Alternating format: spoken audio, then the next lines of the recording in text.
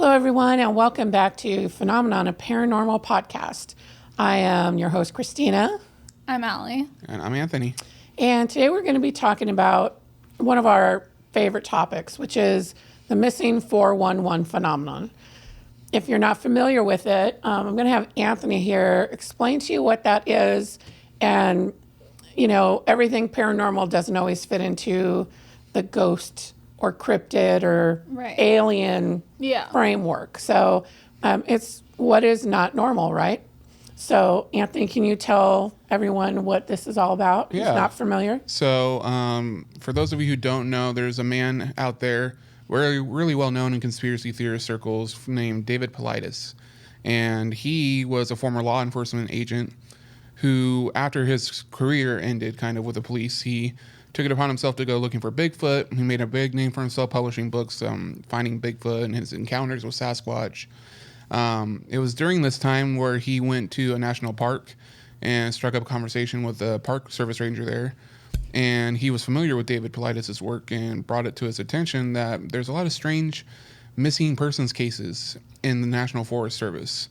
And that's what kind of led David Paulides to go on a search, of these cases. And it turns out it's all across the country that there are like hundreds and possibly even thousands of missing persons cases that they disappeared under very strange circumstances. Right. And not every case is the same. Some of them have never been found, unfortunately. Some have been found, but under weird circumstances. Others do involve very strange paranormal activity. Mm-hmm. So it all ranges. And to this day, he still hasn't found the answer to why this is happening yet, other than he believes there's a lack of effort from the Park Service range. There's no correlation. No teamwork involved. Yeah.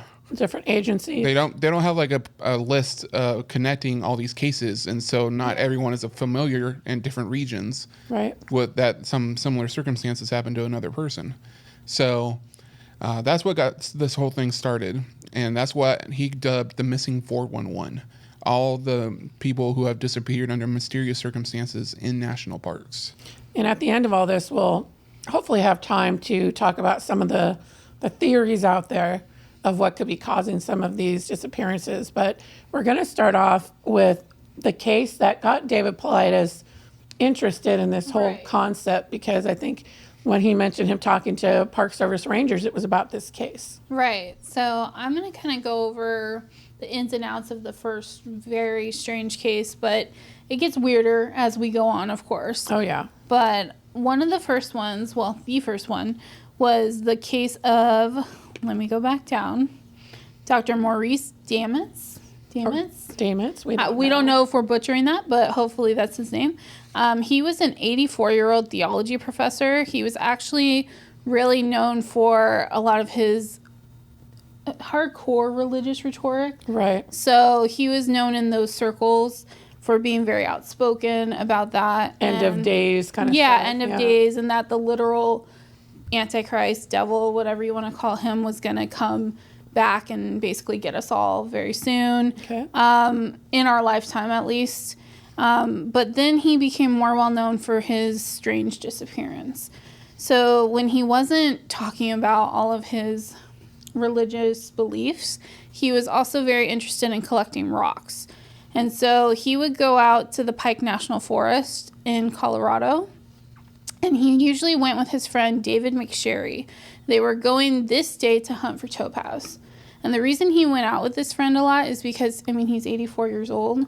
He has a hard time getting around, and he needed someone there to kind of like help him navigate everything in the forest. Didn't he have like really bad knees? Yeah, or something? really bad knees. So it was hard for him, and he couldn't really get anywhere fast.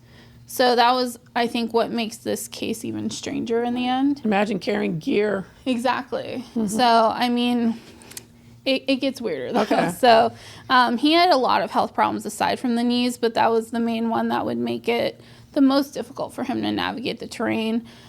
So they spent the day digging around for the rocks, and they had a system where they wouldn't be very far from each other, and they would check in within about 15 minutes if they were not far, but maybe 100 yards from each other. They would check in every 15 minutes, and he would go find his friend, or vice versa.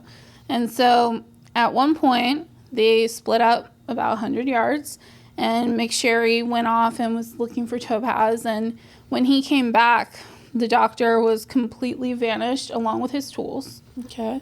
And he had been with him only 10 minutes prior. And it didn't make a lot of sense because, again, he's an older man with really bad knees and he couldn't have gotten far, you would think at least. But just upon searching the surrounding area, there was like no trace of him whatsoever. Not his tools, not blood, any sign of attack, nothing. Wow. So he went on searching the surroundings, and then he ended up getting help involved. And there was, I believe, a 5-day intensive search, but they couldn't find a trace of him, his tools, or anything that would even remotely tell you what happened to him. Right. So this is what first caught the attention of David Paulides, and kind of spiraled into finding more and more cases that became even stranger. Right, for sure. Yeah. There's some really strange ones out there. Oh, yeah. So, yeah, that was the first main one. Wow. And, yes, they never found him. Wow. So, even to this day, which is Yeah. really sad. But, It is. you know, I think that's the hardest part about a lot of these cases is the fact that there's literally not even close to an answer. Well, yeah, I mean, you guys know, and our audience may not know this, but Yeah. I also have a missing persons podcast that I do. Right. Yeah. And it was really centered around the high desert area in Southern California, Yeah. because that's where we're from. And it's the San Bernardino Mountains are right in that neck of the woods. Yeah. Right. And there were so many cases that involved that general area, and one in particular that still breaks my heart to this day, that they're still looking for Jesus Morales, which ironically is my Jesus Rivera. Rivera. I'm sorry. That's our grandfather. Yeah, sorry. Yeah. But he just was on a job and went outside of the cabin Yeah. and never came back. They still have no trace of him whatsoever. Yeah. There's a lot to that case, but then when I see stuff like that, knowing about the missing 411, it all just kind of brings it back. And it's heartbreaking. It is. You can't, feel for the figure it families. out. Yeah. Yeah, you really So, do. yeah, that was the first main case that really Okay. kicked off this whole thing. Yeah. So, I know you have an interesting one. Yeah, I mean, very interesting because this one actually does involve the person being found, but very strangely. So, I hope I'm pronouncing this right, but this is a Canadian firefighter named Danny Phillips. Philippides. Yeah. So he went missing in 2018. He was on a ski trip with his friends in upstate New York near Lake Placid. Okay. So they spent about a day skiing. They had no problems whatsoever. They were getting along great. And around 2 p.m., they were getting ready to head back to their cabin. And Danny decided, he wanted to grab his cell phone before he went back to the cabin. So he told him, hey, I'll be right with you guys. I'm going to go back to the car, grab my phone real quick, and I'll be right back. He never made it to the car. He should have been back within a few minutes, and they didn't hear from him for hours. They went to check the car. The phone was still in the car. He had left his phone behind, all his gear behind. All he had was the skiing clothing that he had on when they were out there. And he was just gone. There was no signs of a struggle there. Was this the guy that I think some other skiers saw, like tracks leading to like a lake or something that was frozen? It might be. I can't remember. It's not in the mention here in the research I did. Okay. But, they waited a few hours and they still got no answer from him. Then definitely not his cell phone. So they became very worried, and a search was mounted. But it seemed as if he just dropped off the face of the earth, like a lot of these cases involve. Right. It was a week later that he called his wife. He called her, but he was dazed and confused, and he was calling her from a very unfamiliar cell phone. It was not his cell phone. He was incoherent, and he hung up on her before she can get any answers out of him. So she called him back, and he did pick up. But he was still confused and not sure where he even was. This had been the first trip to come in, and police acted on it, and they finally managed to track him down. He was in Sacramento, California, and that's quite a long ways from upstate New York. When they found him, he had gotten a fresh haircut. He had a brand new cell phone that he did not recognize, but he was still wearing all of his ski equipment and gear. Like all of that he disappeared in, he was still wearing it. Yeah. But somehow he had gotten a fresh haircut. I was on the other side of the country. Was on the other side of the country. Okay. Very, very strange. He says that the only brief memory he has is maybe being in some trucker's car, like cab, passing through Utah. And that's all he can remember in that fog that he was in. Wow. He had no memory of anything. Some people thought maybe he had fallen down and hit his head and gotten concussed and wandered off. How no one spotted him from his trip to New York to California is very, very strange. Like I said, he had that memory of Utah. But, to this day, there's no answer as to how he even got there. He returned back to Canada. He returned back to being a firefighter. Right. That was it. I mean, there's no answer. No explanation. No one ever came forward to say, hey, he got in my car and we drove him. Yeah. Or he was taken to a hospital somewhere. Yeah. Or I gave him a haircut. Yeah. Nothing. He was just in Sacramento, fresh cut, but yet the same clothes. And a phone he doesn't know how And to a pay phone, for. Yeah. His story always stuck out to me, but he's only just one of several that are very similar to this. Like the one I was thinking of, now that I remember, this was yet another guy who was also an experienced outdoors guy. Yeah. Who they found, I think, his ski boots left next to this lake. Yeah. And there was no sign of him, and they searched and searched, and he was presumed dead. Right. They thought maybe he had fallen into the lake, even though they searched it when it thawed and all of this. But he showed up, I think, 15 months later at his father's house. I don't know. No. I know what you're talking about. You know what I'm talking about? He showed up at his aunt's house. Oh, that's right. Naked. Right. With no clothes. And they drove him to his father. And he could have sworn it had only been a couple days. And they all were shocked because they thought he was dead. Yeah. And he looked perfectly healthy. Yeah. There were no signs of any injuries to him whatsoever. Yep. But he was like taken aback because his aunt didn't even tell him what had happened yet. She drove him right to his father's house. Yeah. Yeah. And his father nearly passed out because he thought he was looking at a ghost. Right. Like they were convinced he was dead. Yeah. And yet for him, it only been a couple days.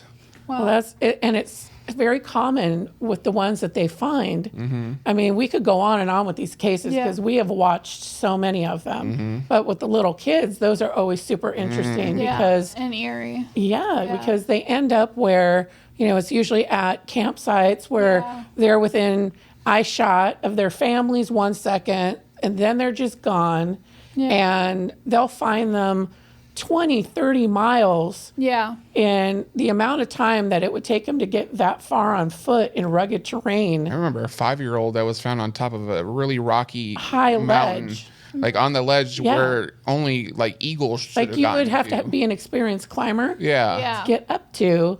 And they found him looking over, and he couldn't even, none of these kids are ever able to say. Yeah. Was what that the happened. one where they were like talking to someone that looked like their grandparent or something? That's Mount That's Shasta. another eerie one. Okay, that was Mount Shasta. That's the Mount Shasta Yeah. one. That's really interesting. But the kids, most of them can't say what happened to them, but the ones that do are the ones that are always most interesting to me. super 'Cause eerie. that's Yeah. where the paranormal aspect comes Yeah. in. Because that one I was talking about, it was another campground scenario where, the families all had tents and whatnot and woke up and this, really small child was gone. They woke up outside of their tents, the adults, face down in the dirt. Right.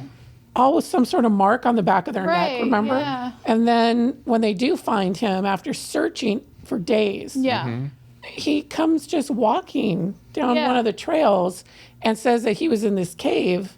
And they go and find this cave, and like his stuff's in there, like some of his stuff Right. and other stuff, like from other kids.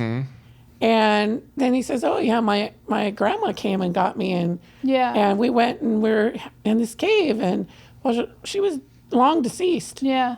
She was never there. No. Yeah. So this is Or was she? Yeah, I know. Yeah. Or was she? This is the kind of stuff. There's a whole episode I want to make on Mount Shasta because Mount Shasta, it's got a lot of strange stuff going on. Oh, yeah. Aliens, other worlds, an underground world, what you name it. Oh, So, yeah. but yeah, there's some strange Telos. stuff. Yes. The other thing I find interesting, by the way, is how many years this has spanned. Because at least from when he started recording these cases, Right. I mean, mine, the original one, I think was in the 80s, like Right. 81, 84, and then we're all the way to 2018 over here. I mean, it just shows you how many could have happened over these decades and maybe even before. Well, yeah, because in his research, he actually uncovered stuff going back all the way to the 20s and 30s. Yeah. Right. And kids disappearing, especially during like the 30s and 40s. Yeah. A lot of kids disappeared. Oh, yeah. And it just makes no sense. Yeah, there's some weird stories that come out of this. And this one here that I'm about to talk about really gives me chills when I think about it. This is another one who has not been found. Right. So this is the case of Sandra Hughes. Sandra, she had trained at one point to even be a park ranger. Right. She was experienced in the outdoors. This came about during the COVID-19 outbreak, 2020. Yeah. I remember this now. Yeah, you know this one. Yeah. She was somebody who was like, you know, everyone was kind of in a panic when all this was happening. Right. She was also kind of a loner in some ways and a little bit eccentric in some other ways. Right. But she decided that she was going to just like pack up her gear and go camping and kind of get away from all the COVID business that was happening. Her family was very used to her going on her own to go camping and do things. Right. That was just who she was. But she would always check in with them. So when they hadn't heard from her, they got a little concerned. And they, you know, went out to kind of see the last place that they knew that she had been. And they found her campsite, and her campsite looked like it had been totally ransacked. Right. I remember these photos. And in fact, I think there were 2 other hikers that had come through and seen her campsite. Yeah. And that's how the family knew where she had been. Right. They were, you know, really shocked, the family, because she was the type of person, because she was very much into the outdoors. If she left behind one little piece of litter, it would bother her. Yeah. So to think that she would just start dumping out all her belongings everywhere and leave trash, and it was not like her at all. Yeah. So it was, you know, that was strange enough. And this was on, I think, July 4th of 2020. Okay. So on July 5th, there were a couple of hikers, I think, another couple of hikers who thought that they saw her. Yeah. Were they the one that were driving? They might have been, no, not the ones who were driving. No, so this was another couple hikers who thought they saw her with a bruise on her face. Okay. And looking kind of a little bit out of it, maybe. Okay. But, you know, she didn't, you know, interact with them at all or act like she needed help. They tried to ask her if she needed help, and she kind of like waved them on their way, Yeah. kind of thing, waved them off. Okay. So they, you know, went off. And then once they started seeing all the reports, they realized, oh, this is the missing woman. Right. They reported it. People went out to the area to try and search. They couldn't find her. So then a couple of hunters see her, or who they later realize is her, leaning up against a tree. And again, she's just sort of almost looking past them, Yeah. not wanting to interact with them at all. They call out to her. They don't get a response. They figure, okay, well, I guess she doesn't want to be bothered. Right. But then they see a missing flyer once they go park at the trailhead or go back to the trailhead, and they're like, oh, this is the missing woman. Didn't she have a certain characteristic? She did, which, yeah. Okay. Her biggest thing that made her stand out was at the moment that she went missing, she had dyed her hair blue, like an electric Right. blue. Okay. So very, very much stood out. So Yeah. that's why these people were so sure, you know, Yeah. this was her, you know. Right. So the last thing to happen, the last sighting, a family was driving. And they were, I guess, trying to drive up this, you know, off-roading trail. Yeah, for lunch or something. And they right? decided, yeah, they wanted to park somewhere for lunch. Yeah. And they wanted to try and drive up where they saw a view. Right. And as they were driving to where they were going to park, they had their kids with them. And their son, who was, you know, maybe, I thought he was 3. like, yeah, he was young. Yeah. But he said, you know, tried to tell him to stop, that there was a lady that needed help. Right. Right?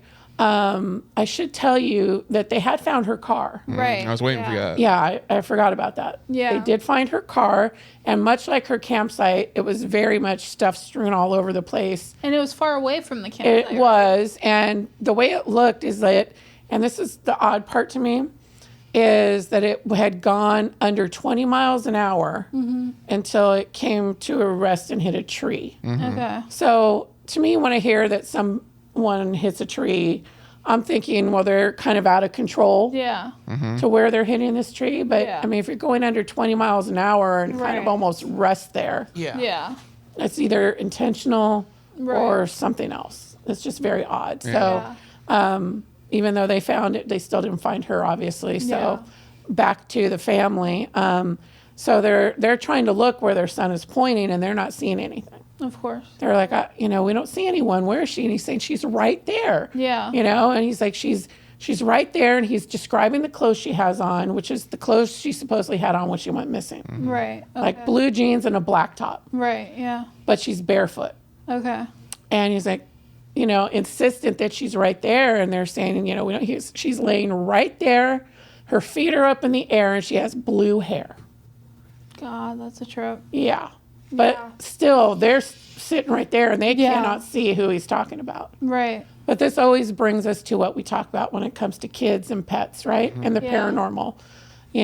There are a lot of people out there in the field who will tell you that kids and pets are very much more in tune with seeing Yeah. things that our adult minds have long since shut down and said, oh, well, that's not real. Right.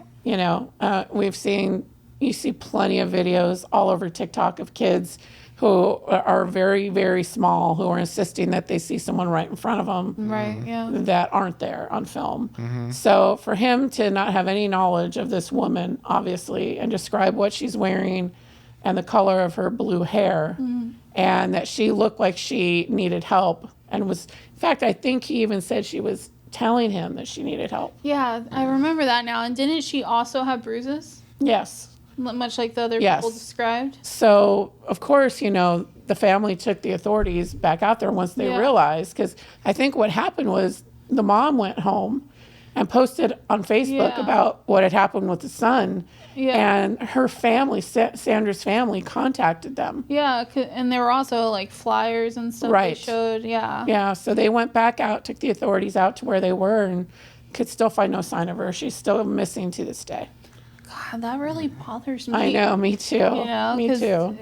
If she is a entity, ghost, whatever you want Right. to call spirit, Trying to at get this help. point trying to get help. That's so sad. It's very sad. And then you have no idea where she even is. No, and you yourself, from having done many spirit box sessions, Estes method, Yeah. how many times do we get people asking for help? Oh, yeah. A lot. A lot. That is a very common theme, in fact, to where, they may not realize Right. the whole gravity of their situation. Right. And all they want is some help. Exactly. And you Yeah. can't give that to them, Yeah, it's really hard, especially even when we try asking, like, Sure, what can we do? Right. And we can't get that straight answer. In a case Or like- there's yeah. the possibility we can't even help anyway Right, for well, what yeah. they're hoping for. Well, because in a case like that, you got to wonder, does she just want to be found so that her family can be at peace? Yeah. Because I think for me, if I was no longer here Yeah. and you guys didn't know where I was, that would be the only thing I'd care about. Yeah. Oh, But yeah. I'd want you guys to be able to bury me or Yeah. cremate me and take me home, whatever. Exactly, yeah. So that just breaks your heart. Oh, you yeah. know? That's one of the cases that I think sticks with Yeah, me people too. the most when it comes to missing 411. For sure, I think absolutely. it proves our Recent. point too when we talk about the paranormal and like ghosts. How many times do we hear investigators say, these ghosts must have died on the property? Yeah. This ghost must have died right here. This is the site they were murdered or whatever. Absolutely. And it's like, well, clearly people saw her wandering for how long in so many different areas. Yeah, Yeah. she was spotted all throughout. Oh, yeah. She could be Definitely. just walking around looking for help, and that's not Yeah. even where her body could No. Yeah. be. She could be like Absolutely. trying to lead someone somewhere. Yeah. But because they took off and didn't really, have the means of helping her, Yeah. she could be like far and gone from wherever she was. I mean, the car thing kind of sounds like to me like someone Dumped it. dumped it there. Yeah. Yeah. To me, it sounds like they put it. ransacked her Yeah. campsite and everything. If she had Yeah, bruises, it sounded like exactly. she may have been attacked Right. because she was could have been. isolated and alone. Yeah. And they tore her stuff up and then dumped her car way away from where her campsite was. Yeah. Right. Makes it impossible to find her, sadly, you know? Yeah, it really does. I mean, I was trying to, here we go. No. I mean, look at the actor Julian Sands. He was Yeah. missing for months. Yeah. They just found Just him. found him. Yeah, I was thinking about that too. Yeah. You know, and I mean, he was gone for such a long time. Again, in the San Bernardino Mountains. Yeah. Right. So, I mean, And he was experienced too, by Yeah. the way. you know, and you saw what, I don't know if you saw, but I read that he had just been talking to someone close about being worried about Yeah, I read that. like being missing. Right. Really? And during one of these hikes, he said, you know, Oh, wow. I don't know what the exact context was, but he had Right. relayed to someone like a concern that he was going to go hiking one of these days and not come back. Wow, pretty much. foreshadowing. Yeah, and that's exactly what happened. Wow, that's eerie. Yeah. Yeah. So, Well, it looks like we have time a little bit to talk about some of these theories. Right. Mm-hmm. Yeah. And you have your basic theories, accidents, obviously. You know, people, and there are plenty of those, don't get me wrong, when you talk about the national parks, you know, hikers that go missing, whether they get heat stroke Right. or falling off a cliff or whatever it may be, some sort of injury that causes them to be trapped. And yeah, I don't think it's all paranormal. No, no, or no, of anything, course not, Or yeah. even sinister forces. Like, Right. you know, how many times do you see in like cold weather, they sure. get hypothermia, and then Yes. because hypothermia, you don't always realize, but they strip their clothes off and lay them down because Right. they feel like they're getting hot, even though they're Internally, yeah. freezing. Yeah. And that's why so many people, when they are found, they're not clothed anymore. It's Right. because Yeah. of that. It's not like someone purposely laid the clothes out yeah. all the Right. time. But see, But- you bring up a good point, though. In most of these accident cases, they're found in the long Yeah. run. Like even with Julian Sands, Yeah. I mean, you know, he was found how many months later, but still, you know, a lot of times, and most often, they end up being found eventually. Yeah. So, I mean, could some of these be? Sure. But some of the weirder ones, it begs Yeah. the question. There's one case in my mind too that's really strange. I don't remember that person's name or anything, but there's a young man who was working on a production of a documentary somewhere, and I don't know if you remember this, but he was in the middle of filming, and they had called cut or something, and all of a sudden people Yeah. saw him just run, take off. Yeah, I remember now. Someone noticed that he had been looking kind of strange, like there was something bothering him. But he had no history of mental illness. He had no history of taking off or anything. But in the middle of the production, he just runs off. Right. And people try keeping up with him, but he was running down a mountain straight down. Yep. And he didn't fall once. Somehow he managed to stay upright, ran all the way down the side of this mountain, and ran off into the woods. Yeah. And was never seen again. They never found him. Never found any signs of him. Talk about bizarre, yeah. right? Like, and it's strange because, like, again, no history of mental illness. He wasn't taking any prescription drugs or anything like that. It was like he saw something that Yeah, freaked him something out. freaked him out, and he Yeah. just took off. Those are fun ones. Yes, Yeah. God. that one always stuck to me. I'm like, why? What Yeah, that's caused him really to take creepy. off like that? Right. Well, the next theory is murder. Yeah, Yeah. Now, in a case like we talked about with Sandra Hughes, could she have been attacked while she was camping alone? 100%, yes, she Yeah. could have been.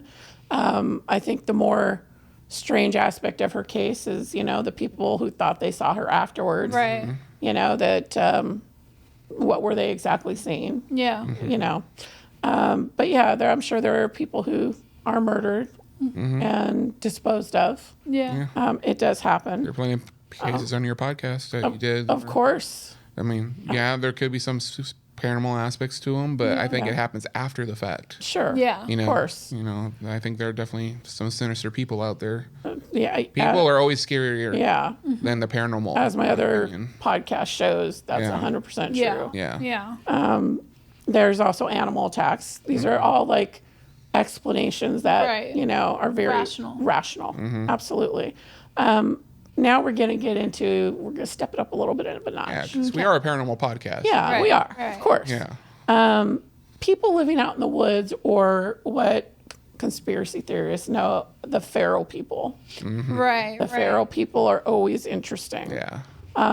So, Anthony, do you want to explain what the feral people in general are? I mean, in general, just kind of these mysterious humanoid figures. You don't know if they could be actual humans or not. Kind of who lost their minds a little bit. They went feral, in other words. They live in nature. They, kind of act animalistic, tribalistic.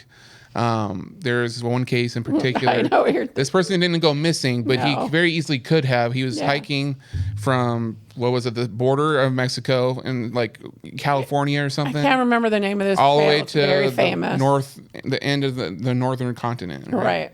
So he's on this very particular path. He's riding his bike. He's on this very long journey, and about halfway through California, these two mysterious figures in all white. They can't tell if it's fur, clothing, whatever it is, begin following him. And it's for days he is on this path, and he keeps thinking he loses them. Every time he has to camp at night in the middle of the pitch black darkness, he hears running around his tent. Running in circles They come around. and start hitting Yeah. his tent with their hands. You can hear them making like kind of animal noises. Right. And then he starts seeing lights. Like Yeah. Okay. almost like beacon lights, like lamps. Lanterns. yeah. Lanterns running through the woods. And just when he thinks he's far enough ahead of him, he sees them He'll look down. behind him in the distance. They're Yep. back. No. It's like a bad horror movie, like a Stephen Yeah. King story, But eventually he found his way to, he just decided he's done with the trip, and he got off the path Got help. and rode his bike all the way down into the nearest town, which was like 50 miles away. Yeah. But he managed to get there, and he told the police what happened, and they never found these people. No. But there's plenty of accounts of hunters coming across feral people, and Yeah.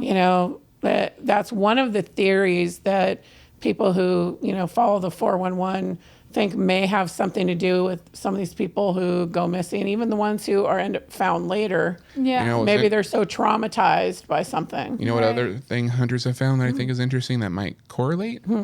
Are the trap doors in the Well, floor. we're of the going to talk woods. about the trap doors. The trap doors are the most interesting thing to me. Yeah, but I think, that kind of goes with the government theory too. So It does. It does, but no, I agree with you. Because we don't know who these people are, the feral people, Well, where they no, that's came true from. too. You know? We So don't know. We're going to jump up now to what people think are a bit more of a stretch theories. Human trafficking, of course. which I don't know how much of a stretch that is. I was gonna say I don't think that's a stretch. I do think personally, just because of some of the cases I've covered on the other podcast, that to me, the human trafficking cases tend to take more place in populated areas, Yeah. and, people, especially women who end up abducted for that, Yeah. or runaways, they tend to be on the streets, or women shopping, Yeah. things that I've talked about. So I don't see that as much in, I think, national parks. Not to say that they couldn't stalk out hikers. Ever happen, but Right. yeah, I see what you're saying. Public parks seem to be a big target. Yeah. But I don't know about national parks. But government cover up. So this kind of Okay. goes along with what Anthony was saying with doors in the forest floor. Let's make sure we say this is a theory. A theory, We're of not course. accusing anyone of anything. This is just a theory. Yeah. But There have been, and this even David Paulides, this is one of the things that he covered when they would go out into the forest, trying to figure out what's happening with some of these cases. And a lot of people who have gone out trying to, hunters have also said this, but there's all of a sudden you'll hear this hum, this loud hum, like there's machinery or something coming from underneath them. Okay. Okay, and there have been cases of people who find these what seem like almost a door. Picture Lost, if you've seen Lost, Yeah. and they find the hatch. yes. Right. Okay, so I've heard that there are cases where they hear someone knocking on the doors too. Yeah. Oh, yeah. As if they're walking, all of a sudden you hear knocking on a door, but there's no door in sight until you Right. look down, and Yeah. there's this big Absolutely. trap door in the middle of the forest wall. that kind of goes along with some stuff that we've talked about in the past. Yeah. But do you want to take over for a second now? Yeah, these trap doors. People have these theories that the National Park Service could be a cover for government installations being installed. Right. For one reason or another. Of course, there's always experimentation, maybe on people, maybe with animal testing, weapons testing. Who knows? Right. Could some of these feral people be people who escaped these facilities? Yeah, who are now a little different. And now they kind of, the forest is their home. Yeah. Kind of thing. Maybe. I mean, I won't discount it. Again, these are just theories. Right. Could this be alien related? Because there are a lot of cases where strange lights are seen in the forest. Yeah. Not just at eye level, but very, very high up. Brown Mountains. Brown Mountains. Brown Mountain lights. That happen a lot there. Yes. They're very known for that. Yeah. The Appalachian Mountains too are like super populated with missing 411 cases. Oh yeah. I mean, government is definitely a huge one. Some of the ones I hinted at earlier with kids who have stories to tell. Yeah. Again, most kids kind of stay mute about it or they don't remember, but there are some kids who have stories to tell about humanoid beings. Sometimes they look like relatives they know or just a regular person. But some of the more interesting ones to me are the ones who kind of look like Bigfoot. That was the next one I was going to talk about. Some people think that these people go missing because of Bigfoot or Sasquatch, whatever you want to call them. The fact that these Sasquatch can never be found, we've talked about the whole interdimensional thing in previous podcasts. But what about also these trap doors? Could they be using, because we've talked about how Bigfoot has been seen at Edwards Air Force Base in California. Right. In the secret tunnels that they have underneath where they're transporting weapons. Right. That's why it was such a huge deal that these creatures were seen, because they shouldn't be in these underground tunnels. Yeah. Could they be utilizing the same tunnels that government people have put into the national forest? Well, we talk about tunnels. We can also talk about the Mammoth Cave system is another. Oh yes. Another theory is the largest cave system in the United States. You can, if you know, we've talked about them a lot on Hellier. The team on Hellier investigated these caves a lot because there was a lot of weird activity around them. Right. And one of their team members in season 2 brought to their attention a lot of missing people. Who went missing near these Mammoth Cave systems. Exactly. Some people actually reported seeing 2 little figures with what they would describe as wands, even though I don't know if that's exactly what they were. Right. That could paralyze people. And 2 people who saw another person being dragged into one of these tunnels in these cave systems.